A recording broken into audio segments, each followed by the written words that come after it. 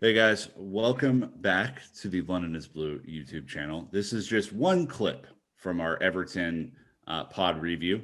Admittedly, not the most fun match, but if you want to hear the entire podcast, Spotify, Stitcher, Apple Podcasts. If you're on Apple Podcasts, leave us a review and a 5-star rating. How about that? That's where you'll find the bulk of our content, all 500 billion episodes that we've done. But stay here. We have plenty of clips coming on YouTube. Thank you very much for your time. Simon, immediate reactions when you saw the lineup yesterday? Well, I think once Pulisic was ruled out, you instantly knew Chelsea had problems in terms of you knew Everton were going to sit back and be defensive. So you were questioning how Chelsea would play out wide. Havertz has played to the right before. Has played an attack before, but it just doesn't suit him. He doesn't have the pace. Notably, he was one of only 3 players in the Chelsea lineup that was used, including the 2 subs, that didn't get a cross in, which is a bit of a problem. Wow. When you've got Olivier Giroud as your target man who feeds off crosses. So you've got one flank. Okay, Reece James did his utmost to try and compensate for that, but you're kind of a man down in terms of the crossing ability, unfortunately. The two players, by the way, that didn't get cross in, I don't know whether you can figure them out. One was obviously Mendy, which would have been a surprise if he got a cross in, let's be honest. Understandable. So the only outfield player was Kurt Zouma. Even Thiago Silva got a cross in, which, if you remember, was in the last minute or two, and it went straight to Pickford. But yeah, you instantly had concerns about whether Chelsea could break Everton down. The other issue and this is with the benefit of hindsight, of course, was the midfield of Kante, Mount, and Kovacic. In terms of did Chelsea have enough creativity in that midfield to break down a resilient Everton side? Kovacic, I don't know what you guys think of him. He has actually had a couple of good games of late, in my opinion. But I'm in the camp where I don't think he's creative enough, especially against teams like this. He puts through a lot of, he gets through a lot of effort, a lot of work rate. But when you're playing against a defensive team, you need someone with a bit of an eye for a pass. And I thought, whilst he certainly tried his best, I felt that Chelsea were another man down in terms of the creative department. Yeah, I actually called that out on Twitter yesterday, Simon. It was very clear to me that Everton made a strategic decision to focus on Mason Mount in the final third and let Kovacic have a lot more free area to roam. Good shout. And they did. I mean, and there were plenty of opportunities where Kovacic was able to kind of wiggle free and get into the box, and then the final pass wasn't there. I think notably the pass to Timo Werner, which he kind of skied over the bar, just wasn't a crisp enough pass for Timo to do anything with it, and so he kind of had to just force it, and I think wasted that chance. So, I mean, Kovacic certainly, if he would have been better in the final third, I think we could have hurt him pretty badly yesterday, because Everton focused so much on Mason Mount for obvious reasons, and Kai didn't provide much. So yeah, it was an interesting call out for me there. Well, look, possession was not an issue yesterday, gentlemen. As we run through the top line stats, Chelsea was 72% possession away from home, 10 shots, 3 on target. Everton had 9 shots with 4 on target, so clearly a much better job on their end. We had 17 tackles to their 13. They had 33 clearances. Yet we also had 15 ourselves, 6 corners apiece. 2 yellow cards for them, 3 for us, and then they conceded 10 fouls to our 11. So definitely scrappy, kind of, which I complained about yesterday. The fact that Everton would put in a tackle, but the second we tackled them, they were in a heap on the ground, holding their face every single time. And that was a little bit annoying, because Jonathan Moss couldn't wrap his head around what was happening. So shout out again to @Kaylee_graphics for the expected goals here. It was Everton 0.4 +1 for the pen, Chelsea 0.8 0.8 is the lowest we have seen in a very long time for this team. And Lampard said that in his post-match kind of chat with Lee Parker on the Fifth Stand app, said we didn't create the same amount of chances as we normally do, which he was concerned. And I think that's credit to Everton as we get into it. So the first one we want to get into is this the worst performance of the season?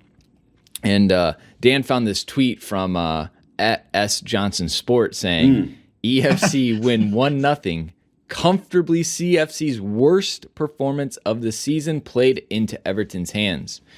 Now, Simon, that is you, obviously. It's me, was it? It's verified, so you know it's real. I've been hacked. Yeah. But I think the second part of the statement there is what concerns me the most. I was raving about our tactical setup in front of Leeds. We had them pinned. We knew exactly what they were going to do. We knew how they're going to play, and we countered them brilliantly all match. Now you come into this Everton, you know they're banged up, you know they're in a rough patch.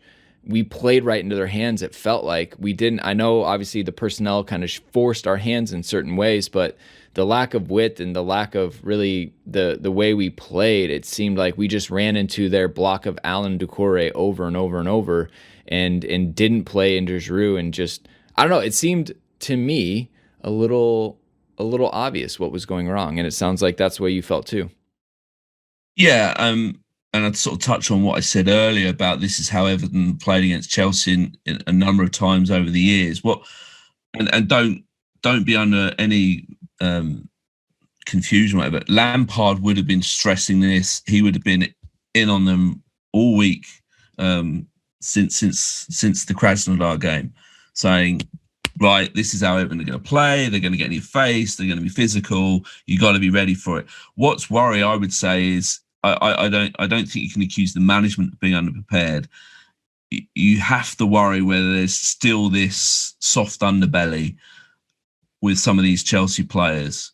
We saw it in Everton last year. We saw it, if you remember, the Sheffield United performance away from home, where that was all about mentality, attitude, that ability to scrap for 50-50. You worry perhaps, or you question perhaps, had they got lulled into a bit of a false sense of security about the unbeaten run, you question that as well.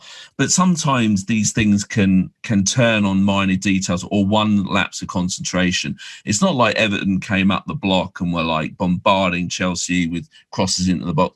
It was one punt into the final third, hopeful punt towards Dominic Calvert-Lewin. He flicks it on, and then who can legislate for Edouard Mendy, who's been pretty spectacular since he arrived, making such a stupid challenge and gifting Everton exactly what they wanted, was a goal to hang on to. It's far easier to sit deep and then counter-attack as they did. And it was criminal for Chelsea to fall behind when they were without their three wingers. It was always going to be an uphill struggle after that because they just didn't have the magic, enough magic on the pitch to break them down. I mean, your point is the point. It's, you could tell that this was not going to be a fluid performance from kickoff, basically. Passes were not connecting where they should have. You know, even as an experienced player like Giroud didn't really get his foot in the game at all. And that was really disappointing for him. I mean, a terrible time for a Callum Hudson-Odoi to get injured because he could basically start every match right now for Chelsea Football Club, and I know he's been looking for those minutes. So yeah, this was a tailor-made gift for Everton. They couldn't have seen this out any better than they did. You go up early, you literally have to do nothing besides set up shop in front of your own goal. And even then, you got peppered with a couple of shots off the bar. It was exactly the recipe for them, and it was unfortunate that we had such a calamity of errors that led to the first penalty, and then could have even given up a second penalty due to some sloppy defending. I mean, it was a bad day to have a bad day, Brandon, for a lot of Chelsea players, and let's hope that they all got it out of their system at once. But that's the hope. I did tweet that. And I just said it was I think right as Moss had called the second penalty, which thankfully was called back rightly for offsides. And I said, bring it on. I was like, 3 more pens, maybe. I was like, let's get it all out of the way now. If we have to take this, like, let's get all of our bad passes out. Let's get all of our terrible decision making out of the way. Let's just, self-medicate here and do it all at once. Obviously, I don't want Chelsea to lose 4-0 to Everton on 4 penalties. I mean, that was clearly me being frustrated at that time. Yeah, but it kind of goes back to the fact that, it's just a lack of chances. Everton played resoundly. They were resilient in defense. According to @Squawka Football, we didn't produce a single shot on target in the second half, even though we were down, which is weird. Usually you maybe let things fly a little bit more. I know we hit the post twice in the match thanks to Reece and Mason. And then Squawka saying Kurt Zouma created more chances than any other Chelsea player against Everton, which isn't what you normally expect from this Chelsea side.